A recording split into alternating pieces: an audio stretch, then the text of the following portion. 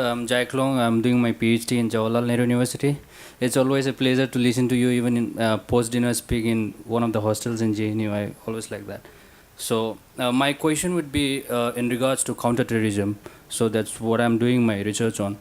So I would like to ask you, like, दो तीन चार प्रश्न हैं जो अलग अलग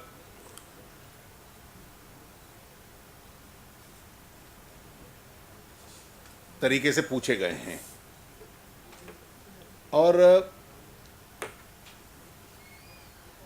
एक प्रश्न जो सबसे प्रमुख है वो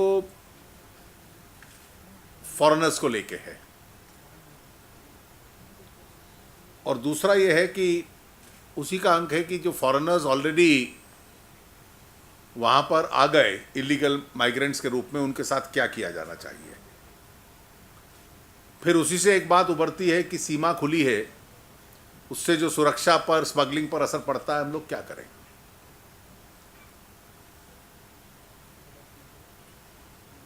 मैं इसका एक इतिहास आपको बतलाना चाहूंगा। There is a history to this and that history is not necessarily a very pleasant history. Some political groups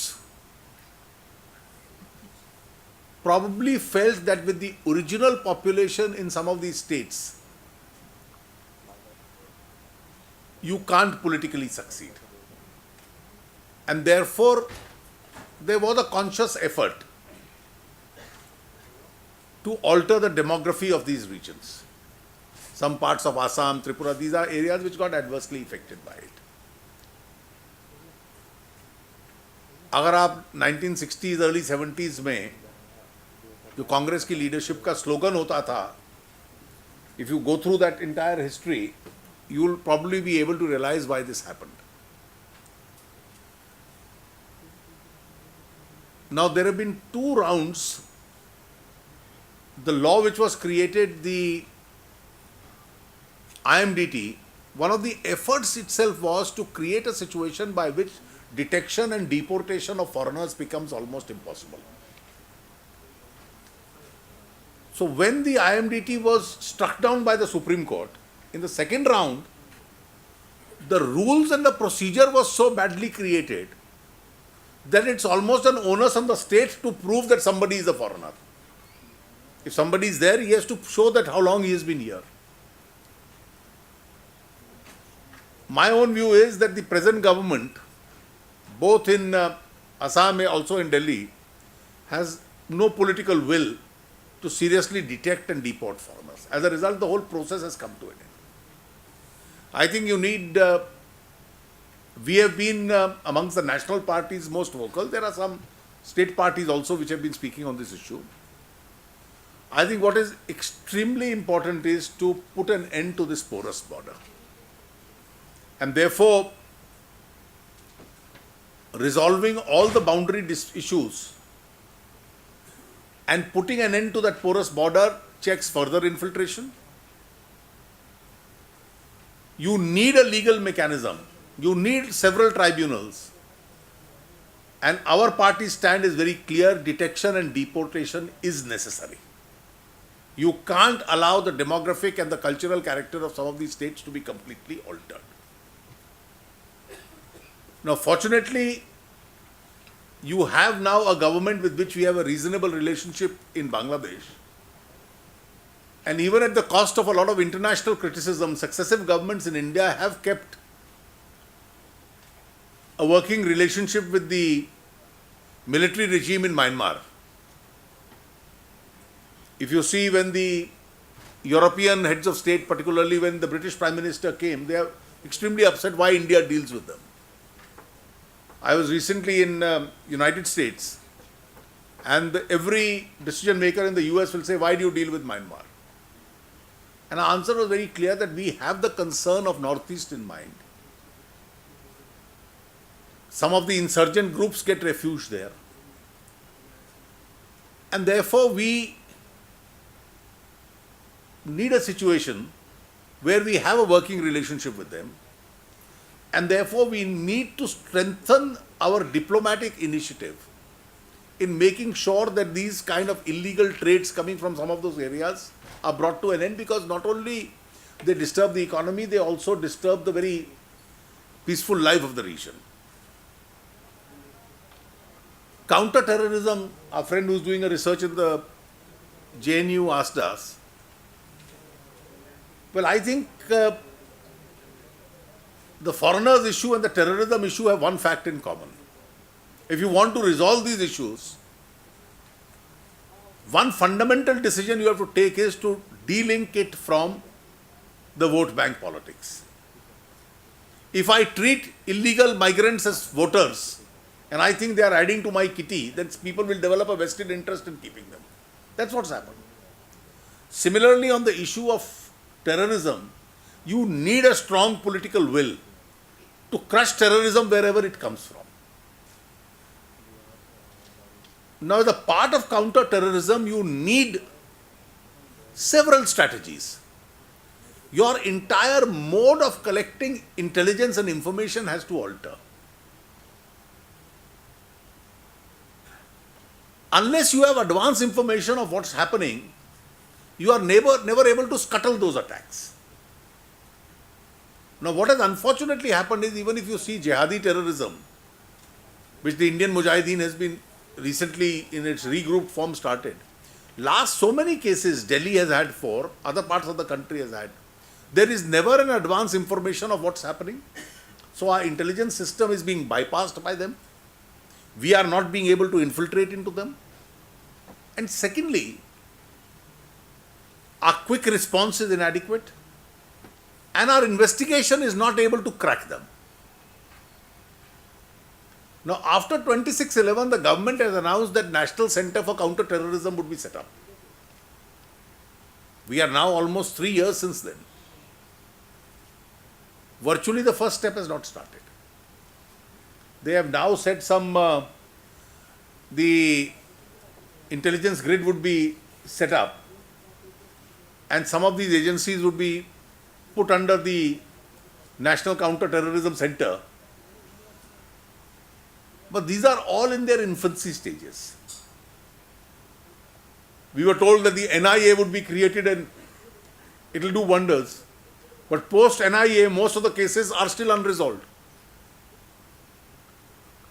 Mr. Chidambaram got very angry when I mentioned about 2 weeks ago, in the course of a public disclosure, that post NIA, your Varanasi, your that Shitla Ghat, your Chinnaswamy Stadium, your Mumbai, Mehroli, Jama Masjid, 2 in Delhi High Court, these are all unresolved cases.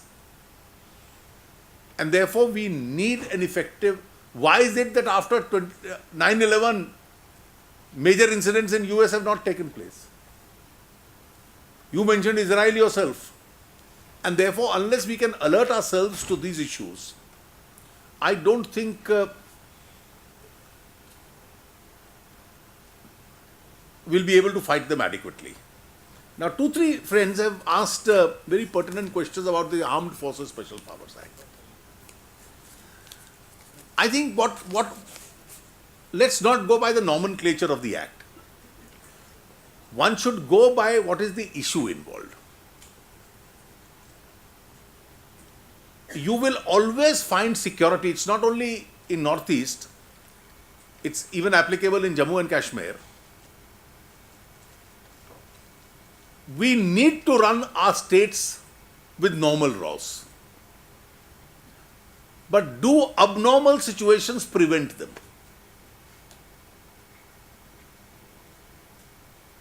And therefore, the presence of any form of army or paramilitary forces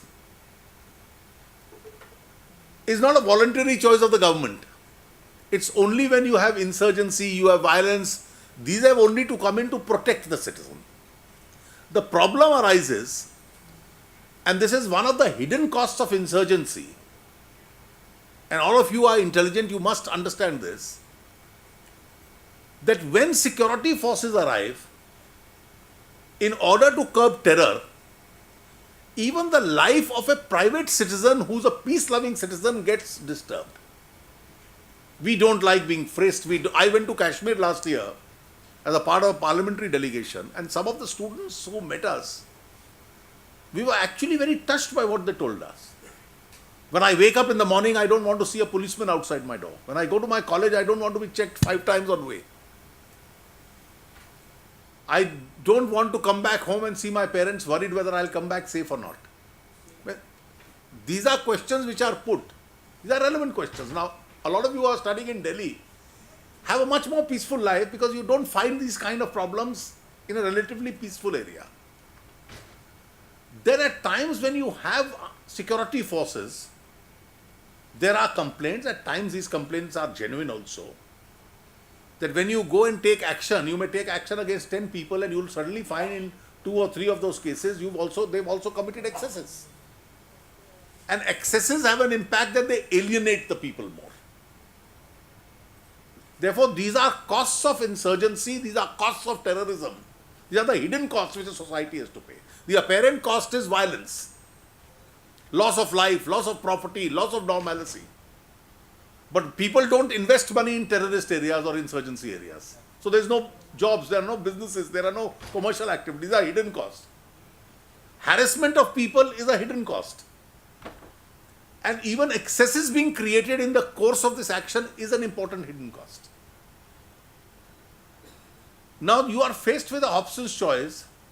You completely withdraw the security forces and you will find anarchy. You keep them there, you will find some of these problems arising. So you require a twin mechanism. You will require, in order to eliminate terror, you will need your security there. But you need a safeguard to ensure that there is no abuse or misuse of that security that takes place.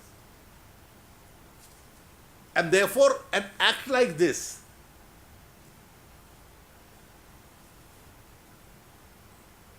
there are some concerns which people are expressing, particularly with regard, it's an old act, some of the language which is used in the act.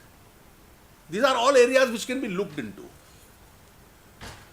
But one area, and I confronted this, let's ignore Manipur or Northeast for the moment in the context of Kashmir.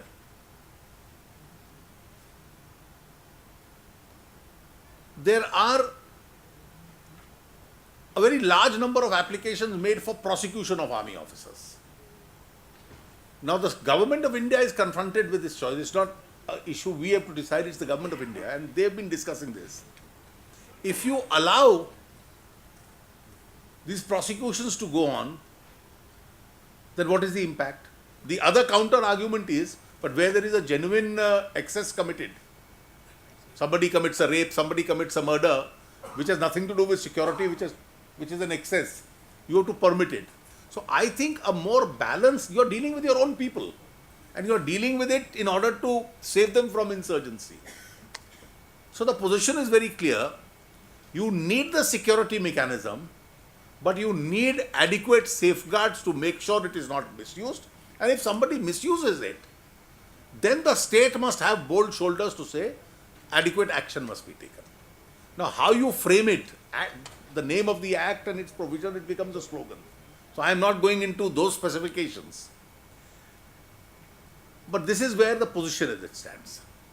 As far as Manipur is concerned, it's a very, very serious problem. We are conscious of it. Last time when the blockade took place, we had met the highest in the government, we had sent teams there. But today you need a situation where the central government, the state government virtually can't disappear, which is happening there. And therefore the governments must assert both the authority of the state, but do it in a compassionate manner where you continue a process of engagement. And today itself, we've discussed with some friends in our party, we also intend to take it up in a serious way with the government of India. If the parliament was in session, we would have raised it there. That's the forum where we could had an opportunity. But here we will certainly be taking it up with the government of India so that adequate intervention takes place and some solution to this blockade in Manipur, which is continuing on the highways, is found. Thank you.